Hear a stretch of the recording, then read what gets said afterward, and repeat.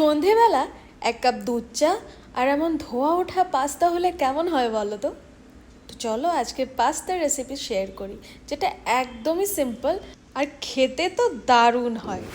তো পাস্তা বানানোর জন্য আমি সবার প্রথমে এখানে পাস্তা সেদ্ধ করে নিয়েছি আর সবজি কেটে নিয়েছি। এই ধরো যেমন বাঁধাকপি, গাজর, ক্যাপসিকাম, পেঁয়াজ আর একটু লঙ্কা। এবার কড়াইতে কিছুটা তেল দিয়ে ওতে একে একে ভেজে নেব পেঁয়াজ। যখন পেঁয়াজটা একটু একটু ভাজা হয়ে যাবে তখন দিয়ে দিব বাকি সবজিগুলো। সব কিছু ভালো মতো নাড়াচাড়া করে পরিমাণ মতো লবণ দিয়ে একটুক্ষণ ঢেকে দিতে হবে। সবজিটা যখন একটু সেদ্ধ হয়ে যাবে তখন ঢাকনাটা খুলে আবারও একটুক্ষণ ভালো মতো নাড়াচাড়া করে ওতে দিয়ে দিলাম একটা ডিম। ডিমটা বেশ ভালো মতো ভাজা ভাজা হয়ে গেলে এতে দিয়ে দেব একটুখানি টমেটো সসটা যদি এই সময় দেওয়া হয় তাহলে কিন্তু পাস্তাটা খুব ভালো লাগে খেতে। এইবার দিয়ে দেওয়ার পালা হলুদ গুঁড়ো। কেউ কেউ হলুদ গুঁড়ো ছাড়াও বানায়, তবে আমার হলুদ গুঁড়োটা দিলেই ভালো লাগে।